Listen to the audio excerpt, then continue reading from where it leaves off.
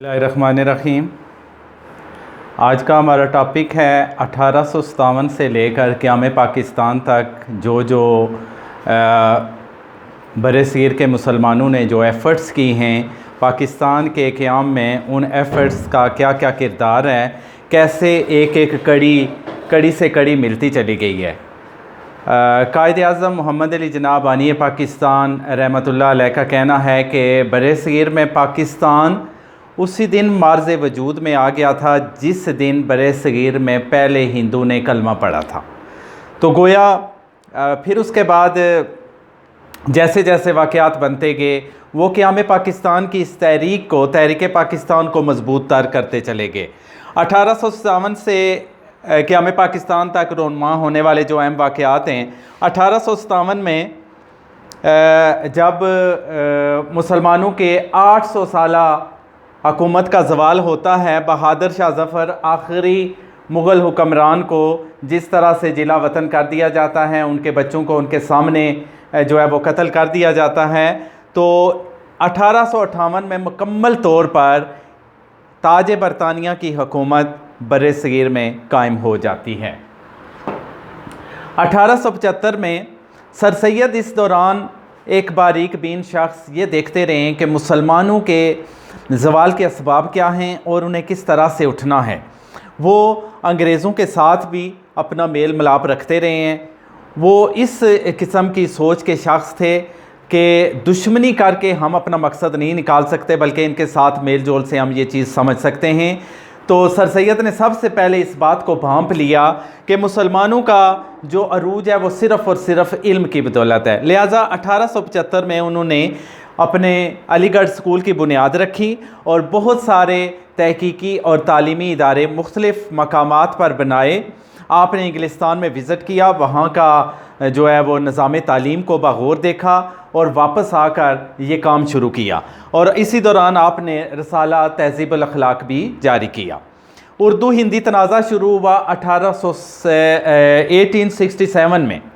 67 में जब ये हुआ तो सर सैयद के जो ख़दशात थे कि अब मुसलमान और हिंदू आपस में इकट्ठे नहीं रह सकते, तो उर्दू हिंदी तनाज़े ने ये चीज़ साबित कर दी कि थोड़ा सा वो अगर देखा जाए तो सारी की सारी उर्दू बोल रहे हैं हिंदू, लेकिन उसे कहते क्या हैं, हिंदी।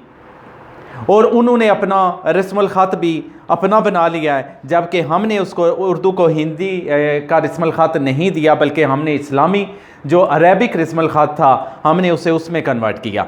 20वीं सदी के आखिरी दो अशरों में हिंदुओं ने अपनी इंतहा पसंदी का सबूत देते हुए ऐसी आर्या समाज जैसी तहरीकें शुरू की जिनका मकसद मुसलमानों को ज़बरदस्ती हिंदू बनाना था। 1905 में बंगाल एक बहुत बड़ा सूबा था, उसे तकसीम किया गया ताकि तमाम लोगों को फ़ायदा मिले। तो इत्तेफाक ऐसा हुआ कि उसमें मुसलमानों का थोड़ा सा फ़ायदा हो गया, लेकिन हिंदुओं को ये बात पसंद नहीं आई। 1906 में शिमला वफ़द सर आगा ख़ान की क़यादत में 35 मुसलमानों का एक वफ़द वासराय लॉर्ड मिंटो से मिलने शिमला के मकाम पर गया।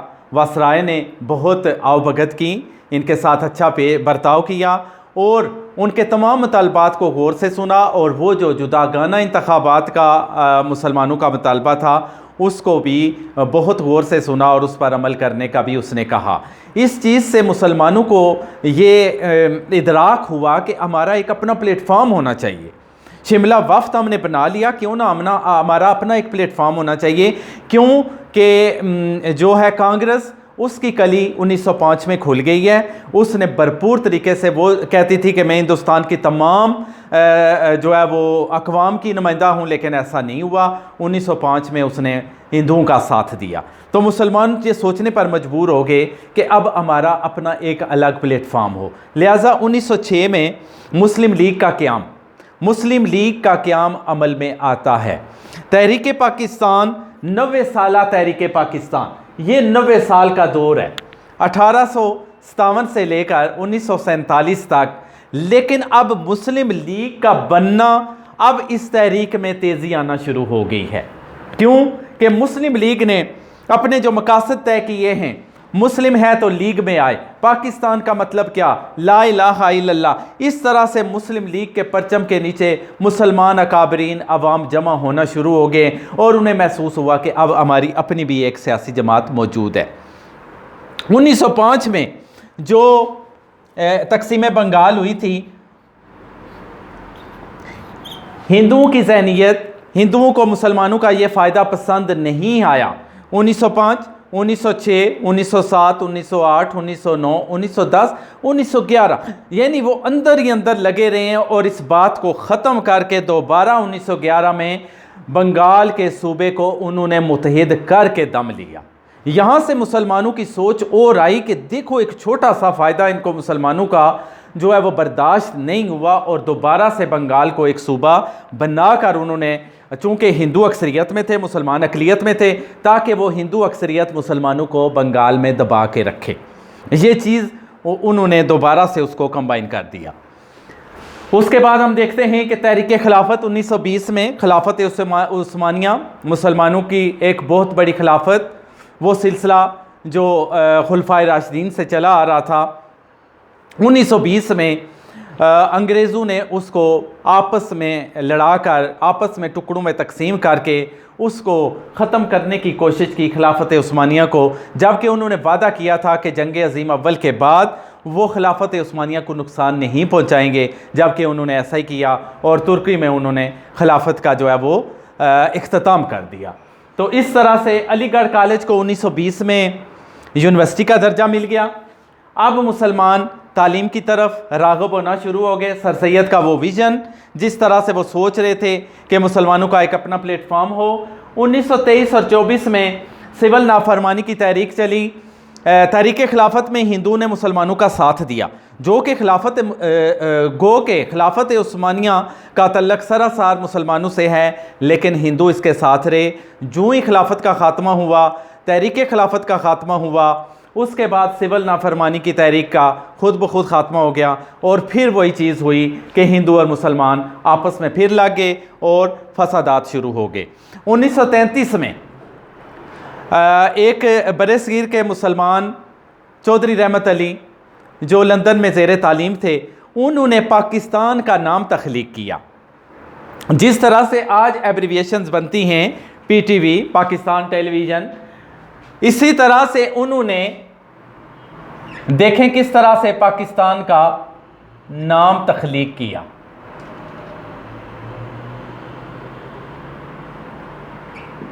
चौधरी रहमत अली ने पंजाब से पहले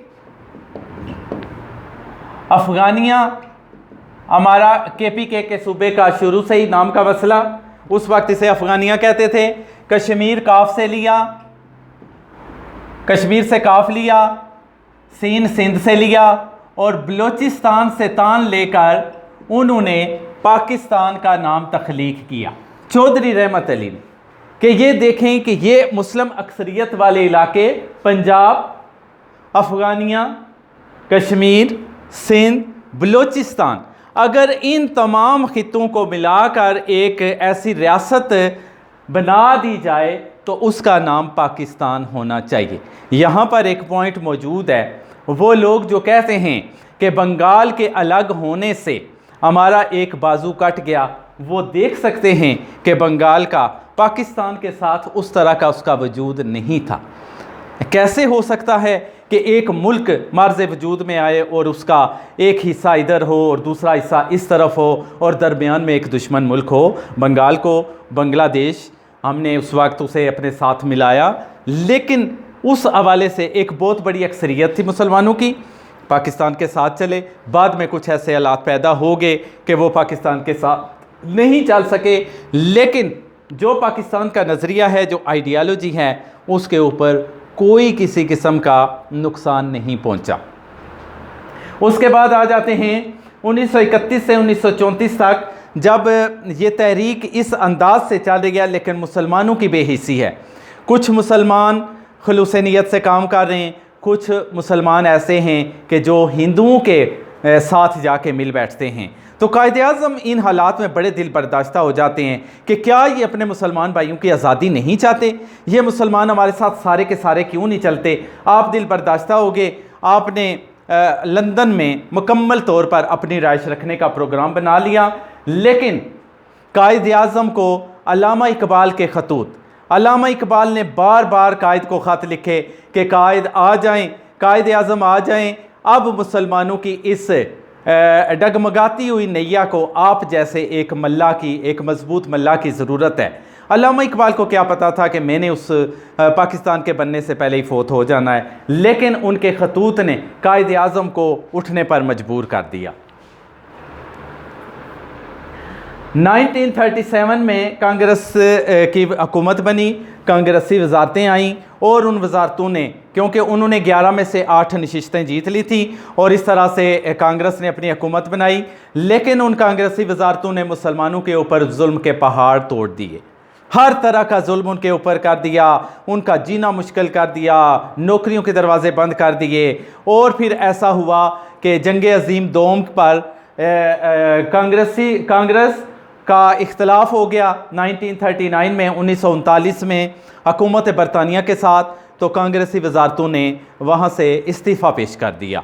उनका इस्तीफ़ा देना था, तो 22 दिसंबर 1939 को कायद आज़म ने मुसलमानों से कहा कि आज आप यौम निजात मनाएं, यौम निजात, कि आज हमें जुल्म से निजात मिल गई है। 1946 में मुस्लिम लीग अबूरी हुकूमत में शिरकत की उन्होंने, और उन्होंने उसको, उस फार्मूले को नाकाम बना दिया। इस तरह से 1946 में ये काम हुआ। 11 अगस्त 1947 को क़याम पाकिस्तान के हवाले से पाकिस्तान की पहली दस्तूर साज असम्बली का पहला इजलास हुआ, और फिर 3 जून को इक़्तिदार, उससे पहले दोनों मुल्कों में जो है वो वादा किया गया कि इंशाअल्लाह इक़्तिदार दोनों को मुंतकिल कर दिया जाएगा। इस तरह से अल्हम्दुलिल्लाह पाकिस्तान बनना था, पाकिस्तान नागज़ीर था, पाकिस्तान बन चुका है। 14 अगस्त 1947 को दुनिया में नज़रिए के ऊपर मार्ज़ वजूद में आने वाली दूसरी इस्लामी नज़रियाती एक रियासत मार्ज़ वजूद में आई, ला इलाहा इल्लल्लाह के नाम पर। देख लें कि किस तरह से कितने मुहाजिरीन अपना सब कुछ छोड़कर हिंदुस्तान में, पाकिस्तान में बिल्कुल बेजारो मददगार और बिल्कुल निहत्ते वो पाकिस्तान में पहुंचते हैं। लेकिन एक ही उनके अंदर खुशी है कि आज हमारा अपना मुल्क मौजूद है। अपने मुल्क की खातिर उन्होंने बड़ी बड़ी कुर्बानियाँ की। ऐसे ऐसे हालात सामने आए कि यकीन माने अगर आप तारीख़ पढ़ें तो आपके रोंगटे खड़े हो जाएंगे कि किस तरह से हिंदुस्तान से एक ट्रेन चलती है और वो जब पाकिस्तान में पहुंचती है तो वो तमाम लोग सारे के सारे ज़बह किए हुए हैं और एक पर्ची रखी हुई है कि ये कि हमें पाकिस्तान का पहला तोहफ़ा कबूल करें। कितने लोगों को कितना जुल्म का निशाना बनाया गया।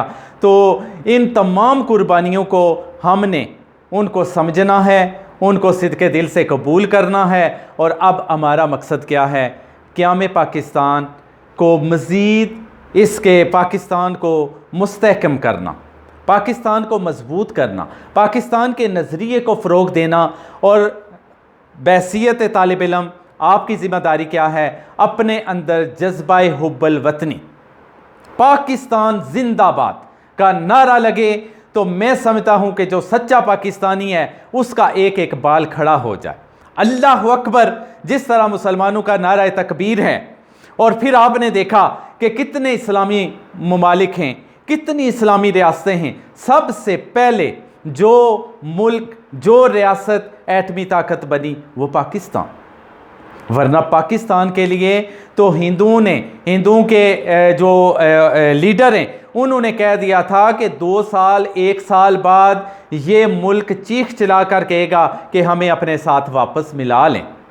लेकिन हमने गुर्बत देखी, किस किस तरह से नामसाइद हालात का शिकार रहा ये पाकिस्तान। लेकिन अल्हम्दुलिल्लाह पहला इस्लामी एटमी मुल्क बन के दिखाया।